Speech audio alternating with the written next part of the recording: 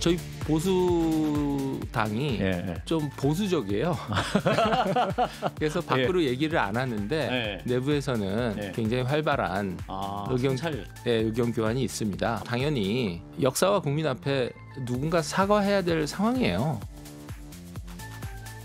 당 밖으로 의견 표출을 잘 안 한다는 국민의힘. 그런데 오늘 아침부터 12.3 비상계엄 사과를 촉구하는 당 소속 의원들의 목소리가 이어졌습니다. 여기에 대한 장동혁 대표의 입장은 무엇일까요? 그 일부 의원님들께서 뭐 계엄에 관해서 좀 사과 메시지를 좀 내야 되지 않겠냐 이런 의견들이 있는데 지금 말씀드릴 단계는 아닌 것 같습니다. 제대로 싸우는 게 혁신이다. 그런데 그 싸우는 대상은 분명할 것입니다. 결국 이재명 정권과 더불어민주당입니다. 또 한 번 대여 투쟁과 단일 대우를 강조한 장 대표. 박정희 전 대통령 생가 참배 후 버스에 탑승하는 순간까지 지지와 비판의 목소리는 계속됐습니다. 국민의힘 정신 차려! 박근혜 대통령 감옥 보낸 윤석열을 빨리 손절해! 12월 3일 비상계엄 사태 1년 그리고 장 대표 취임 100일 앞두고 국민의힘 내부에서는 사과를 둘러싼 갈등이 깊어지고 있습니다. 예, 국민의힘 지도부가 오늘 박정희 전 대통령 생가를 찾고 나서 구미역을 방문했습니다. 이 자리에서는 이런 발언도 나왔습니다. 다 같이 물러가라 세 번만 하겠습니다. 물러가라! 저쪽을 보고 물러가라! 좌파들이 하는 짓입니다. 대한민국을 곳곳이 멍들게 하고 대한민국 곳곳에서 암적인 목소리를 내고 있습니다. 나쁜 목소리에 귀 기울이지 마십시오. 많은 사람들이 장동혁 대표와 지도부의 전국 순회를 보면서 이런 말을 합니다. 지금이 중도 확장을 해야 될 때지 싸울 때냐? 동의하십니까? 우리가 이 자리에서 싸우는 건 역시 외연 확장입니다. 김유정 의원님, 싸우는 것이 외연 확장이란 주장은 어떻게 보세요? 궤변 중에 궤변이라고 생각합니다. 선거 때 되면은 중도층을 어떻게 우리가 포용할 것인가, 끌어안을 것인가에 각 당이 전력 질주하잖아요. 그런데 지금 저런 모습 누구랑 싸우겠다는 겁니까? 누구랑 싸워서 외연을 확장하겠다는 겁니까? 마치 그 김영현 변호인들이 감치재판부를 향해서 했다는 말 있죠. 한번 해보자는 거냐. 국민을 향해서 한번 해보자고 외치는 것 같은 그런 모습입니다. 제가 보기에는. 그래서 너무 황당하다 그런 말씀 드리고요. 그리고 지금 예산국회 아닙니까? 12월 2일까지 날짜 지켜줬으면 좋겠다라고 얘기를 정부에서 하고 있는데 예산국회 때 지금 민생투쟁을 하겠다고 밖에 나가서 장애투쟁을 하는 거는 이건 도대체 무슨 초식입니까? 저는 도저히 이해할 수가 없고요. 여기에 동의할 수 있는 국민이 얼마나 되겠습니까?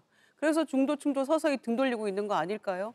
이런 모습이 황교안 시즌2라고 다 우려했던 바가 그대로 진행이 되고 있는 것인데 100번 양보해서 황교안 전 대표 같은 경우에는 바깥에서 극우 태극기 세력과 손잡고 장애투쟁을 했습니다만 적어도 원외 대표였어요. 그러니까 원내에서 할 일이 없다 쳐요. 100번 양보해서. 그래서 장애투쟁하면서 나중에 총선에서 패배했나 보다 이렇게 생각할 수도 있겠습니다마는 원내인 장동혁 대표가 지금 왜 장애투쟁을 하는지 그 이유를 아는 국민이 몇 분이나 계실까요? 그런 점에서 김민수 최고위원도 궤변이고 장동혁 대표도 도저히 이해할 수 없는 그런 행보를 하고 있다라고 저는 생각합니다. 예, 정광재 의원님, 저거는 그럼 중도 확장이나 뭐 12.3 1년 맞은 계엄 사과 이런 거 안 하겠다는 걸로도 해석이 되거든요. 근데 이 야당은요. 야당의 존재 이유는 사실 그 정권을 견제하고 정권과 잘 싸우는 것이 그 이유 가운데 하나입니다. 그래서 야당과 잘 싸우는 것은 우리의 외연을 확장하는 좋은 계기가 될 수 있다고 생각합니다. 근데 그 싸우는 대상이 국민이 돼서는 안 되죠. 국민이 요구하는 것을 국민과 싸워보겠다라는 생각으로 한다면 외연 확장은 요원한 일일 것이라고 생각합니다. 지금 당내 분위기를 조금 종합해 보면 전체적으로 지도부는 여전히 좀 강경한 목소리, 그러니까 윤석열 전 대통령에 대해서도 온정적이고 민주당과는 더 높은 투쟁 강도를 가져가야 한다라는 생각을 갖고 있는 것 같고요. 원내 의원들은 조금 생각이 다른 것 같습니다. 12월 3일을 계기로 해서 윤석열 전 대통령과의 절연 또 계엄에 대한 사과 이게 다시 한번 필요하다라는 의견들을 표명하고 있는 것으로 알고 있는데 12월 3일까지 이제 일주일하고 딱 하루가 남았습니다. 장동혁 대표도 오늘 이 자리에서 어떤 얘기를 하기가 어렵다라고 얘기를 했는데 그 남은 일주일하고 하루간의 기간 동안에 어떤 메시지를 내야 하는지 더 많은 사람들의 의견을 한번 듣고 그 민심을 청취해서 메시지를 냈으면 하는 바람을 갖고 있습니다. 저는 개인적으로는 원내 의원들이 갖고 있는 위기의식을 당 지도부가 함께 공유해야 한다고 생각합니다. 예, 이재용 의원님, 같은 당으로서 지도부가 남은 시간 동안 어떤 전향적인 변화를 이끌어낼 수 있다고 보십니까? 아니요. 예. 그 사과를 하려면 좀 세게 해야 될 것 같은데 센 사과는 안 나올 것 같아요. 지금 장동혁 대표가 취하고 있는 입장 이걸 하루아침 만에 바꾸기가 매우 힘들 거라고 저는 생각하거든요. 왜냐하면 본인도 인간이니까. 그래서 그런 부분에 있어서 저는 별로 국민이 그러니까 이거에 대해서 유감 표명 이런 것이 이 12.3 계엄은 잘못됐으나 그다음에 또 다른 말들이 붙어서 나오거나 이러면은 진정성 없는 사과가 되겠죠. 그래서 그런 부분 좀 우려가 되고요. 그리고 사실 이제 국민을 바라보면서 할 정치라는 걸 상징적으로 보여줄 생각이 있었다면은 사실 요번에 그 당원 비율 있잖아요. 지방선거 앞두고 그거를 5대5에서 7대3으로 바꾸는 게 아니고 3대7로 바꿨어야 되겠죠. 그래서 우리는 진짜 국민만 바라보면서 하겠다. 국민의 힘이기 때문에 그냥 말 그대로 국민만 바라보면 되는데 자꾸 당원만 바라보는 것 같아서 당원이 중요하지 않다고 말씀드리는 게 아니고 당원도 사실 우리 당원을 바라보는 게 아니고 당 밖에 있는 저쪽 오른쪽 어디가 있는 우리 당 밖에 있는 사람들만 바라보는 것 같아서 좀 안타깝습니다. 예. 오늘 정성국 의원, 김용태 의원, 박정훈 의원 등 국민의힘 여러 의원들이 사과의 필요성을 강조하는 듯한 그런 언론 인터뷰나 소셜미디어 글을 올리면서 조금씩 분위기가 좀 올라오는 듯한 모양새도 보이는데 앞서 말씀드린 대로 지도부의 판단이 어떨지를 좀 지켜봐야 될 것 같습니다. 김영남 의원님, 근데 이런 와중에 어제 국민의힘 의총이 열렸어요. 추경호 전 원내대표 체포동의안 부결 당론만 정해졌다 이렇게 알려졌습니다. 이건 사실 어제 사과 관련한 논의가 나올 줄 알았는데 그런 건 없었다고 알고 추경호 전 원내대표 관련해서만. 체포동의안 부결 당론이라면 이거 민주당이 정당 해산 주장하니까 이거에 대응 성격이라고 봐야 될까요? 그러니까 국민의힘은 사실은 방어에 급급한 거죠.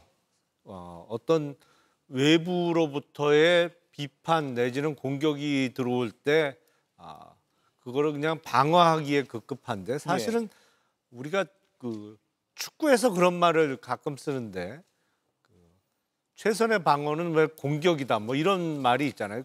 그러니까 사과를 더 확실하게 정말 진정성이 느껴질 정도로 그냥 공격적으로 사과를 하면 조금 상황이 나아질 수도 있을 텐데 장동혁 대표는 제가 봐도 수위 높은 사과는 하기가 어려울 거예요. 지난 전당대회 때 보면 그때 당대표를 놓고 겨루던 김문수 후보가 오히려 중도적으로 보일 정도로 장동혁 당시 당대표 후보는 완전히 한쪽으로 치우치니까 쉽게 표현하면 윤어게인적인 발언을 통해서 당대표가 되고 그게 지금 본인의 정치적 기반 내지는 지지층의 핵심인 상황이기 때문에 본인의 지지층을 허무는 발언이 될 수 있는 진정성 있는 사과는 하기가 어려울 텐데 그러다 보니까 국민의힘이 점점 어려운 공공한 처지에서 빠져나오기 점점 어려워지는 것이 아닌가 싶습니다. 그래서 스스로 좀 버릴 때 그런 거 있잖아요. 이순신 장군께서 말씀하신 죽기를 각오할 때 살아날 수 있는 것인데 죽기는커녕 조금 더 안 다치려고 하다 보면 살아나기 점점 힘들어지겠죠. 예.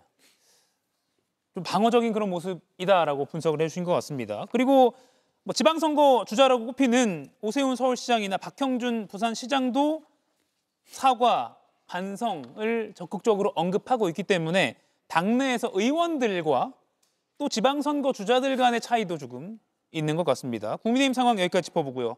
민주당 상황도 좀 짚어보겠습니다. 민주당은 다시 내란 전담 재판부 설치에 목소리를 높이고 있는데요. 김병기 원내대표 발언부터 들어보시죠. 내란 전담 재판부 당연히 설치합니다. 국민의 명령입니다.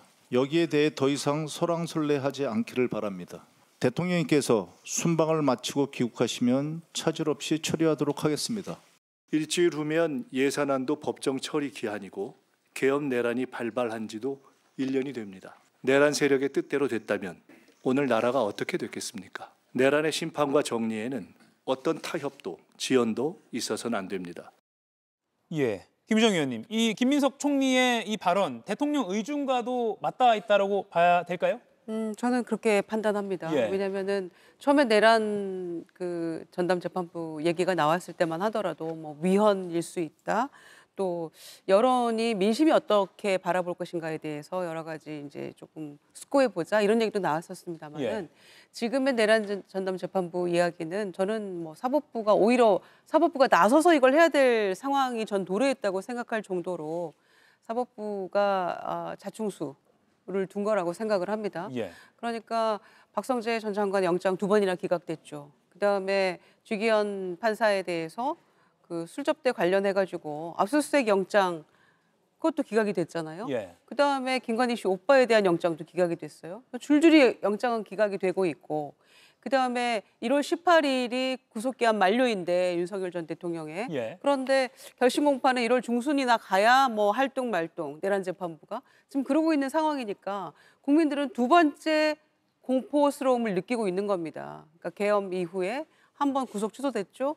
또 풀려나는 거 아닌가라는 그런 두려움과 공포 속에 예. 휩싸여 있어서 민심이 저는 부글부글 하고 있다라고 생각합니다. 그런 측면에서 사법부가 이 상황을 어떻게 그러면은 정리를 해야 되겠습니까?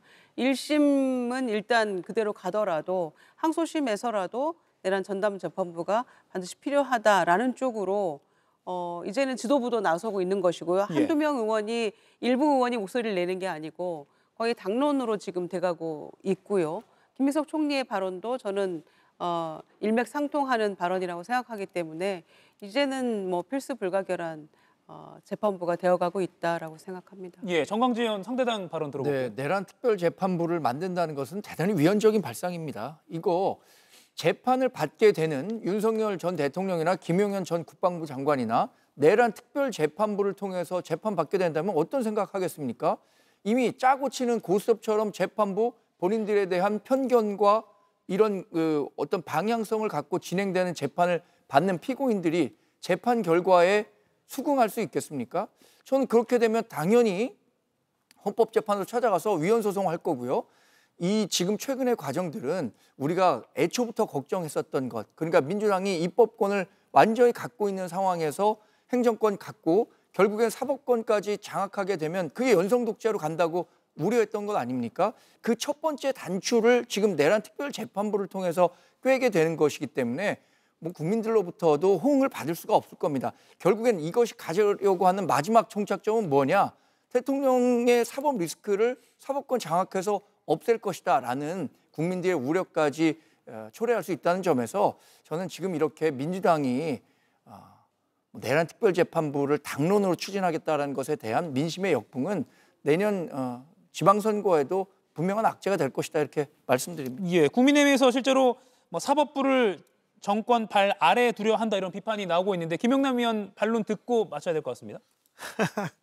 아니 뭐 제 소속 정당의 원내대표께서 이 문제와 관련해서 설왕설래하지 말라고 했기 때문에 예. 참 말씀드리기가 조심스럽습니다만 그래서 그 이른바 내란 전담 재판부를 설치하기 위한 특별법의 내용이 좀 신중하게 검토가 돼야 될 것 같습니다. 그러니까 어떤 사건에 있어서 그 사건을 어떤 재판부에 어떤 식으로 배당을 하고 그 재판을 어떻게 진행시킬 것이냐, 진행할 것이냐 이거는 이제 사법권의 어떤 본질적인 내용이라고 볼 수 있거든요. 그래서 그거를 국회에서 입법의 형태로 거의 지정하듯이 뭐 구체적인 사항까지 다 다루게 된다고 하면 예.